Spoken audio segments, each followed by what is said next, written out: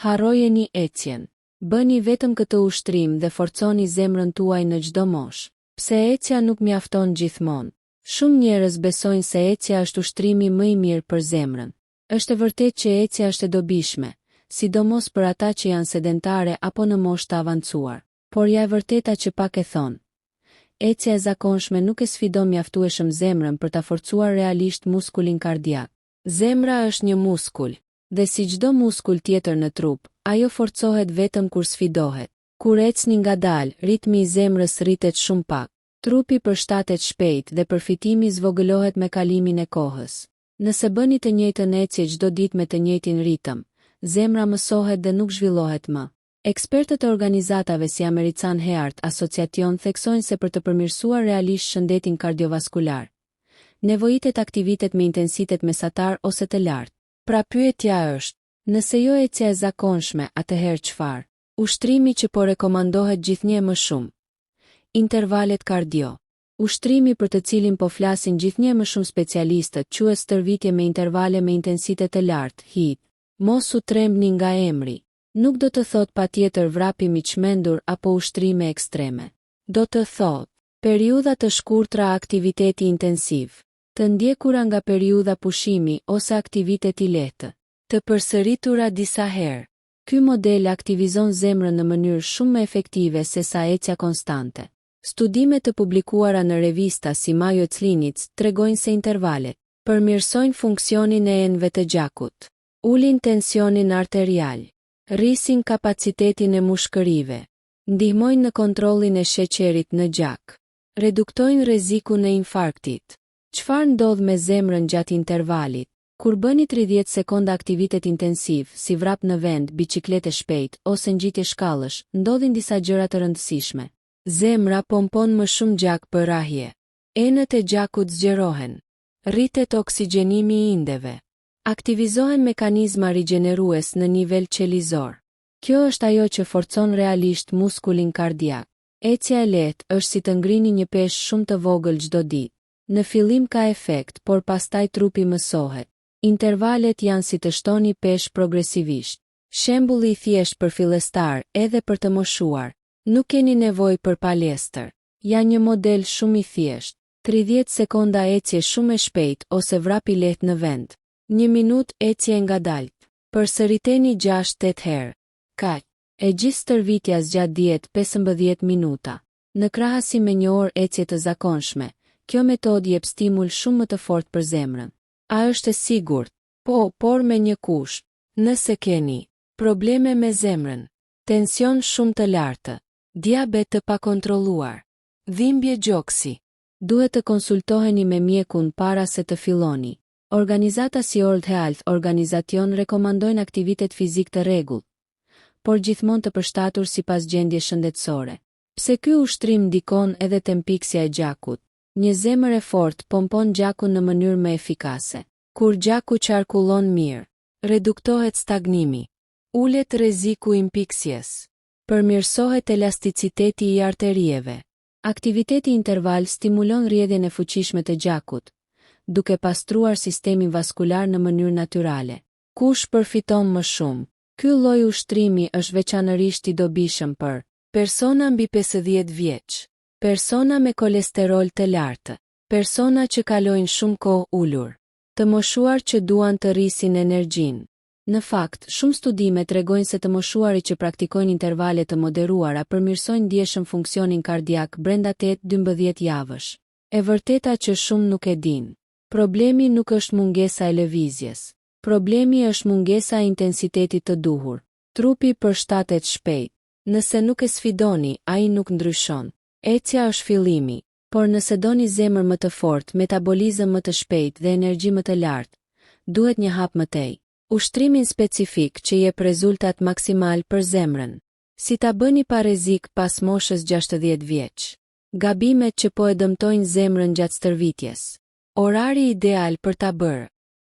Ushtrimi specifik që forcon zemrën më shpejt se ecja. Në pjesën e parë folëm për intervalet. Tani do të flasim për ushtrimin konkret që shumë kardiologë dhe trajnerë konsiderojnë ndër më efektivët për forcimin e zemrës. Ngjitja e shkallëve e intervale. Po, kaq e thjesht. jo pajisje të shtrenjta, jo palestër, jo programe të komplikuara, vetëm shkallë. Pse pikërisht shkallët? Ngjitja e shkallëve aktivizon muskujt më të mëdhenj të trupit, këmbët dhe vithet. Rrit shpejt ritmin e zemrës. Përmirëson kapacitetin e mushkërive. Djeg më shumë kalori se ecja e zakonshme. Rrit fuqinë e pompimit të zemrës. Organizata si American Heart Association theksojnë se aktivitete që përfshin grupe të mëdha muskujsh rrisin ndjeshëm përfitimet kardiovaskulare. Kur ngjiteni shkallët me ritëm të shpejt për 20-40 sekonda, zemra detyrohet të punojë fort, dhe kjo është pikërisht ajo që e forcon. Çfarë ndodh brenda trupit? Gjatë 30 sekondave ngjitje intensive, rritet menjëherë frekuenca e zemrës. Zemra pompon më shumë gjak për çdo rahje. Enët e gjakut zgjerohen. Rritet prodhimi i oksidit nitrik, i rëndësishëm për elasticitetin e arterieve. Aktivizohen mekanizma që përmirësojnë ndjeshmërinë ndaj insulinës. Sipas ekspertëve të Mayo Clinic, ky lloj stërvitje e përmirëson ndjeshëm funksionin e endotelit, shtresa e brendshme e enëve të gjakut, dhe ky është një faktor kyç për parandalimin e infarktit dhe stroke. Programi ideal për fillestar edhe mbi 60 vjeç. Mos e filloni me intensitet maksimal. Ja modeli i sigurt. Ngjitni shkallët për 20 sekonda me ritëm mesatar. Zbrisni ngadalë për 1 minutë. Përsëriteni 5-8 herë. Pushoni 2 minuta. Nëse ndiheni mirë, bëni edhe një 2 seri. Koha totale 10-15 minuta. Kjo është më efektive se 45 minuta ecje ngadalë. Sa herë në javë? Rekomandohet 3 herë në javë për fillestar, 4-5 herë për ata që janë në formë. Sipas World Health Organization, 150 minuta aktivitet me intensitet mesatar në javë janë minimumi për shëndet optimal. Me intervale, këtë mund të arrini në më pak kohë. Pse është më efektive se ecja? Ecja e zakonshme zakonisht mban zemrën në 50-60 i të kapacitetit maksimal. Ngjitja me intervale e çon në 70-85 i. Ky është zona e zhvillimit. Në këtë zonë, rritet V2 max, kapaciteti maksimal i oksigjenit. Përmirësohet qarkullimi. Ulet tensioni në afagjat. Forcohet muskuli i zemrës. Kujdes, kush duhet të ketë vëmendje? Mos e bëni këtë ushtrim pa konsultim nëse keni histori infarkti, dhimbje gjoksi gjatë aktivitetit, aritmi të pakontrolluar, tension shumë të lartë. Siguria është prioritet.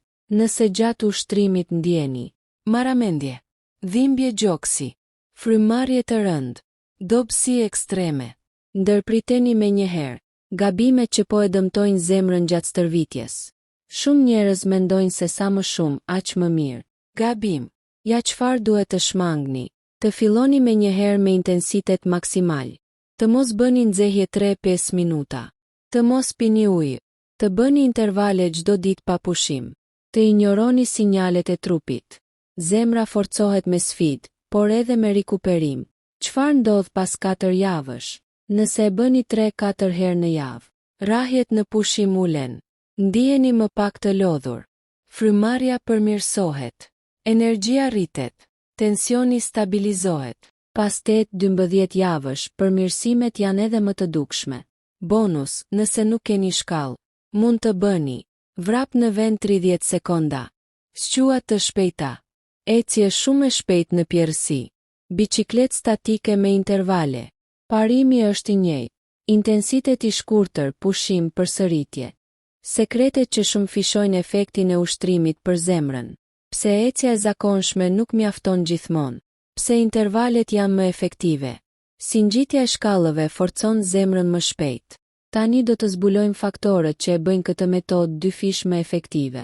Sepse ushtrimi është vetëm 50 i e suksesit. 1. Ushqimet që forcojnë arteriet. Nëse bëni intervale, por ushqeheni gabim, përfitimi bie ndjeshëm. Ja ushqime që përmirësojnë elasticitetin e enëve të gjakut. Vaj ulliri ekstra i virgjër. Rrit oksidin nitrik dhe ul inflamacionin. Peshku i yndyrshëm, salmon, sardele, i pasur me omega-3 që ulin trigliceridet. Zarzavate me gjethe jeshile. Spinaq, rukola, lakër përmirësojnë qarkullimin.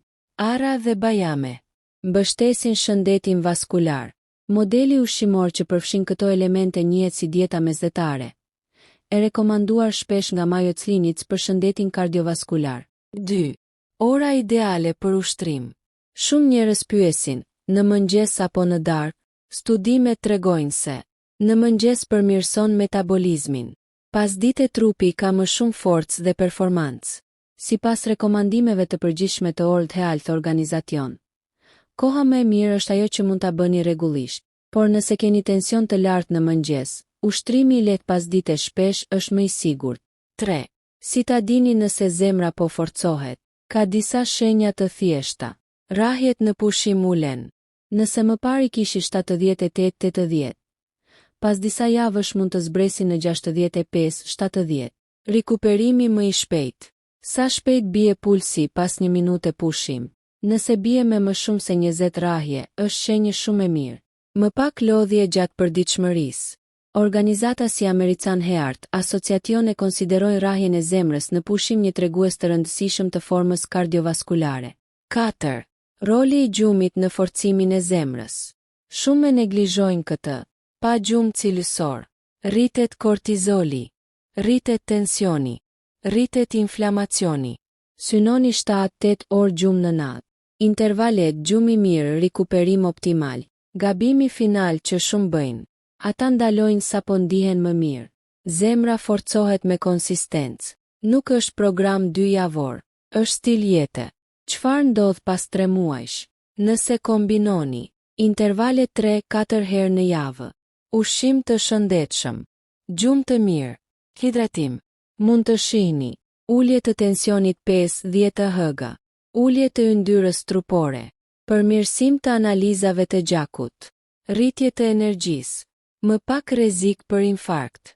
E vërteta e madhe, zemra nuk ka nevojë për orë të gjata ecjeje, ka nevojë për intensitet të mençur, pushim të mjaftueshëm, ushqim të mirë, disiplinë.